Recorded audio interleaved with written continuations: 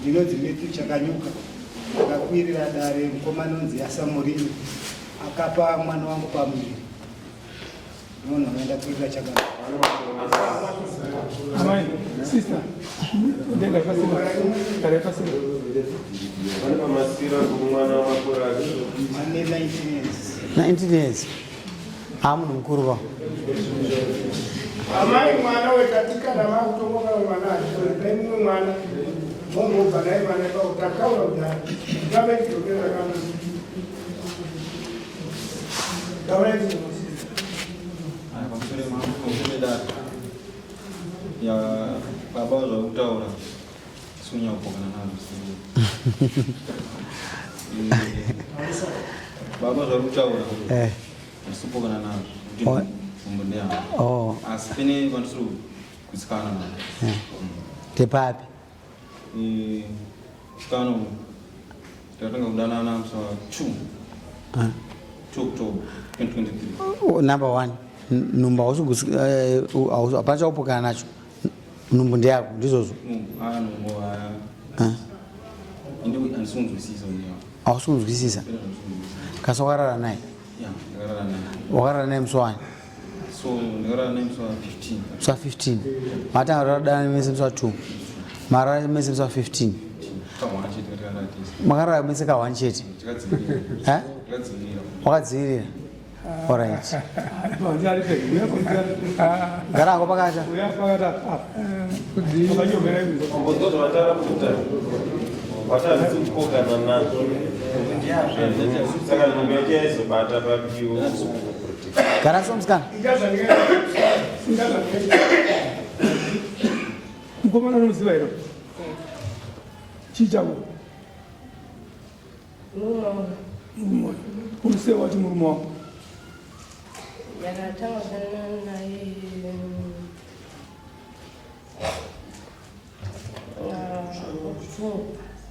Gurakapi. Ndakabata na August. Takarate sika 3. August last year. Gurakapi. October matanga dana lini? Msisi, take your time. Sasa wadana zwangu. Chakatanga chi? Sasa wadana na August. Ufahamu apakatwa nomudeta anchazi. Asangara August. Akatwa. Ndakavuna pandakapira numba ndazoti ndani. Ndakavuna takona kwaunda kumusha. Ndasvika kumusha. Ndonana jamba mazuva. Ndadzoka ndati gokondo zvani. Kanza apa mwanichi wane mudzukuru unodza mukomana kuti nanichi nani. Ndakatosvika nepaponda akufuna kuti. Akanditi andisingozvibhilivha kuti ndinoti yako. Ndakavuna ndadzokera apa. Ndadzokera kumbata gazi une 5 months. Ndakazodza baba nawo. Ndingozvii. But handikuita sei unoona mukomana wacho. Awa njeni wako? Baba. Kwatiti wako warupi? Titongo warimadzia. Alright. Adar. nazvinzo pamsuri da Watika mochete. ngarara nika muchi Uyatika ngani? so 2 Uyatika ngani? atika 3 Makarara kanganiyo. Ngekutanga makarara kupi? Ndakara ndinofamba ndakwenda kwamakhaya kumugama. Ndakwenda kwakwavo. Alright. Mira. Iwe unoziva makarara papi? kana kutaura ivo Alright. Alright. Kechipiri. Kechi2 akakumba kwedu. Ndafamba chitange 2 kuenda nedust panikasangana kuti tsamuka pabhagari papa ari manini ndakarara naye. Kechi3 Mira. Amunombe usiku here. avusikire kusangana vanhu kurara naye Amuna. Kucho wairegerera chii wakamborara naye? Wairegererei? Ari kuguna iye.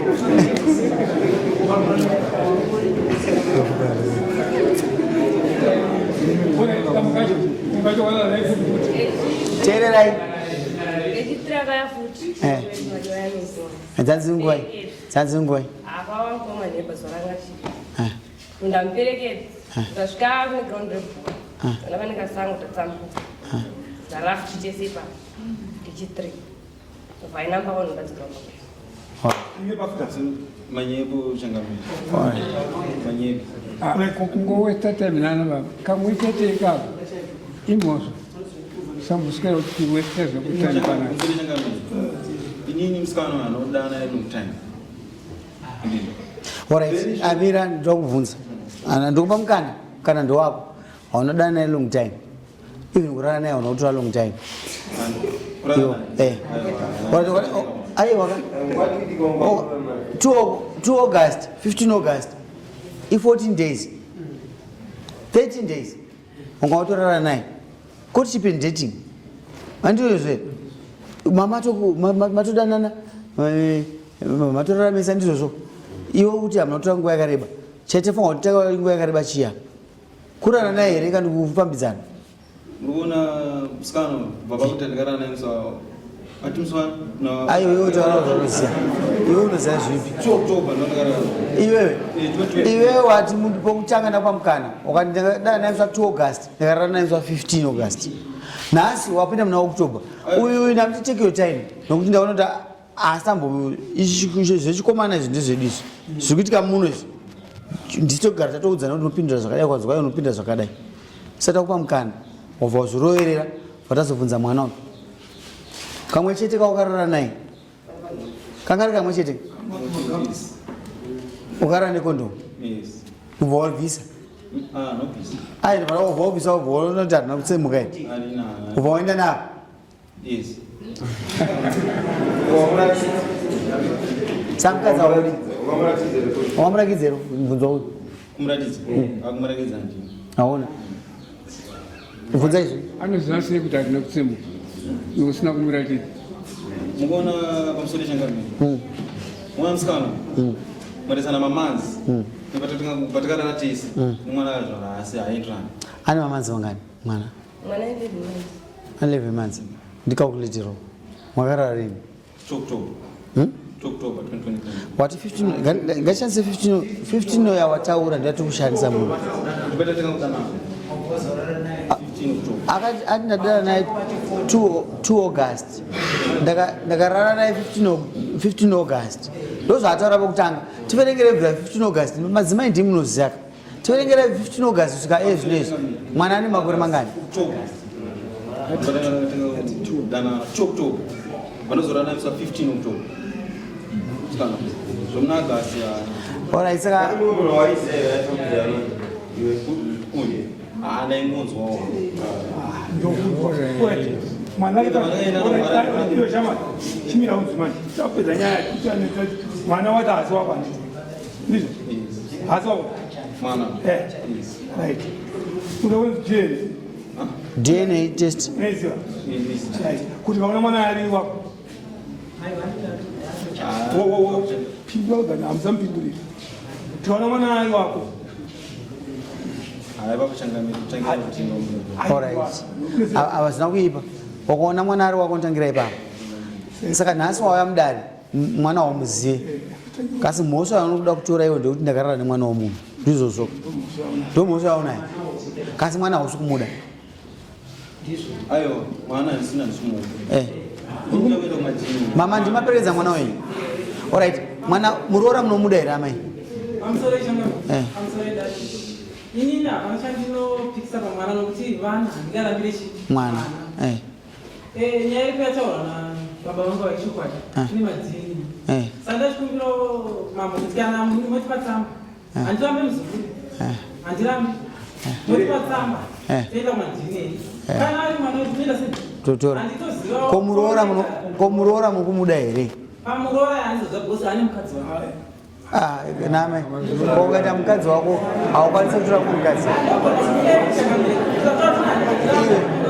Mapindura penyama maita basa. Maita basa. Amai avazive zveshuwa. Uyu ndiye mudzi womunhu. Mukadzi wokumuda here? Mukadzi. Hauna. Muisire mombe dzake 3. Andizvo zokurara nemwana wavanhu. Mazwa baba.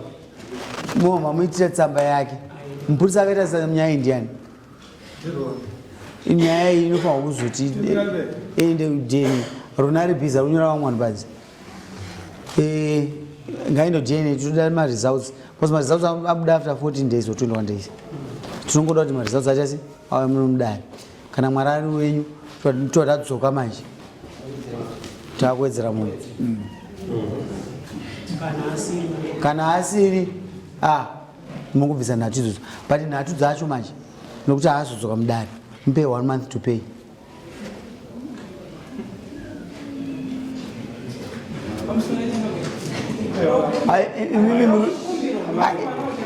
amaiti motiteererai muri amai kai ndirakuramba mune ndida kuti murambe muri amai uyu ari pamhosva ndouyu saka ini ndinoda kupa mhosva muridzi wayo handisi kunegoshita naamai nokuti akanegoshita naamai manditi uyu ane mukadzi wake meaning kuti murume mukuru saka handisi kuti munegoshiti nokuti handikuzivei ava handivaziva vaperekedza mwana wavo muise mombe dzake nhatu mombe imwe chete price mamaise muise 350 pamunhu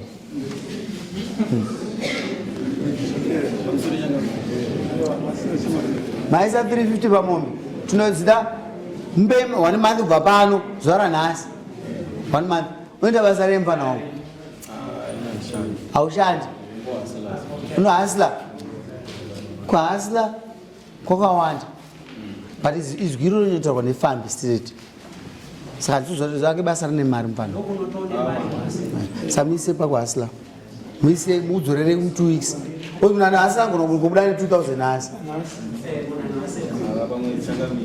alright kana uri mudare munomu unongofanwa kuzvideredza because hapana anoziva ndinotoziva kuti mhosva ndikuramba kai mudzimai wangu akatarisa nyaya yaanozoiona isi totozvinzwisisa da kuti ati ndinde mudzimai wangu mambo mwana handisi kuramba asi mudzimai andigona kuti asi tora mazvinzwa amai mufana ndaimunzwisisa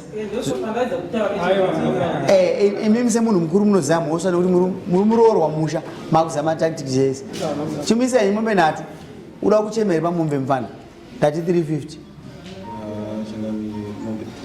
haudziwani asi ndozvinonzi mhosva manje dai ndaikupa mhosva yauri kwanisa kutakura haisi mhosva ndandifungudzira kuti uchataura kuti mari ndidzikiseyo mama amai ndamupa mukana mazona bhuku ravhara enda unosaina ndamupa mukana hauna chicheme here ndechei haudzikwanisi mombe mombe nhatu ndodziripo ivapo ndodzinosainiwa hati mupe mhosva yaanogona kutakura tinochaja nemaringe nemhosva iripo ini ndaibvudza kuti uchataura kuti mambo ndidzikisirei mombe ndozvinoitwa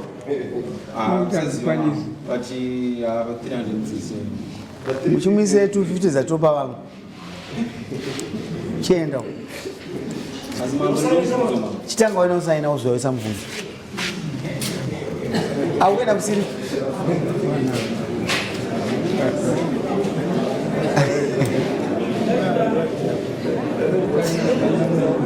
aya ndokupai mukana mai munomupese pataichikupisaika taida kuti musvike patida kusvikawo nemiwo kasi hatina utsinye godare rinoenzanisa chi vanhu saka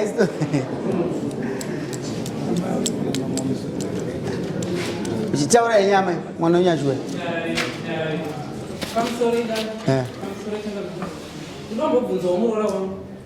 ibvunza ini asi mubvunzo ndewake kuti muroora uyu ndinogara kugora pandogara uyu mwana uyu aitokugina kwamakaya ndokwanga ari kwamakaya anditi saka ndinobvunza mambo kuti muroora paakaona kuti aita nhumbu kumusha ndikokugora andirobvira ndaona makaroorwa sei amai makaroorwa sei ndakaroorwa sei makatizira here makabvisirwa mari ini ndakabvisirwa hamungambozvinzwisisa andinoda kuedzwa kubatsirai ndakupai mukana ndaononge mukurasika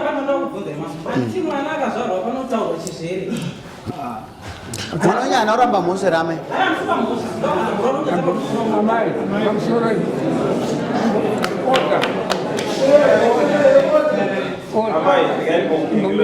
amai mika muri amai kai tangitaurwa chizere munhu anenge akaita sei mwana azara kwapanaka apa anotaura chizere ndiani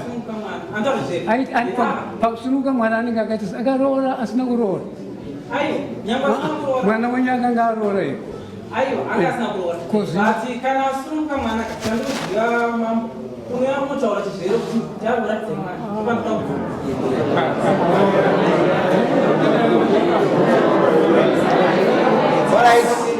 pamusoro ndafarira chinhu chimwe chete kudzidza kupera ndii ndinoda kudzidzawo ana mai vairi vatatu ndipindurei zvataura mai avo mawanza zvavataura vari raiti ramai avo sei mati vari havasi raiti taurai tinzwi munhu anoda kudzidziswa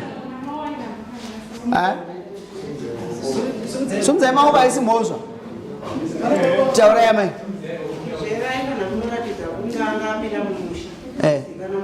saka nyaya yanga iri vaviri ava vachiziva vari vaviri kuti saka yangasingazikana kumusha kuti ane mwana chizviri hapana chaainochiratidzira kuti mwana musava aingotowo mwana atisingamuziva hasi mumusha mapindurike ramai baba mamda kutaura taurai futi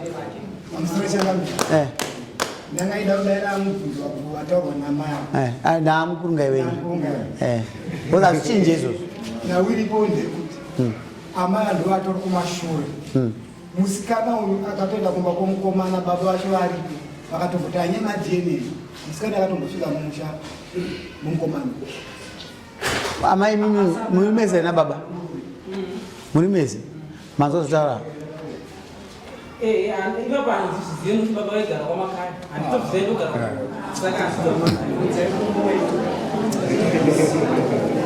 alright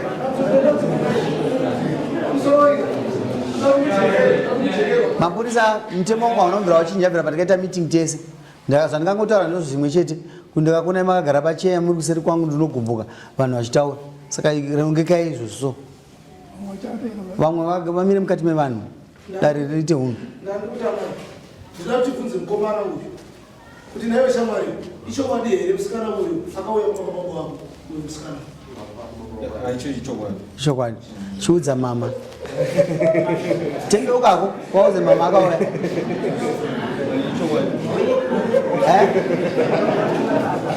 hanzi chokwadi bombs saka mazoona amai aiwa amai tikatipedze nyaya ikatipedze nyaya amai dare rina harina utsinye takuti 1 month tichida kuswinyayo kuti muone kuti hapana mwana asina basa isusu tikupai mukana wekuti mubhadhare but mumbe yekutanga tinoda within the space period ye 1 month zvinokupusha kuti muende kudna nokuti hapana mari yamambo iri kuenda kudna imari yani yenyu saka takusiyirai mukana wekuti muzviprove kana mwana ari wake munodzoka kudare kunoko toti havo tazvigamuchira gogo muchifarirawo muzukuru toti kamombe kenyu kemuzukuru handiti saka hapana chakaipa mufana hazvirambwe izvi muri ndeyani ndeyako inyaya yekuzvimadna test asi ndoda kuti munzwikise kuti munomudari mombe dzatakupa hasi dzekuti mwana ndewako inyaya yekuti damage wakarara nemwana wavanhu maizwisisaka unotaurira baba uyu nababa ane masikiriti avo mazoona orai maita basa tsamba yedna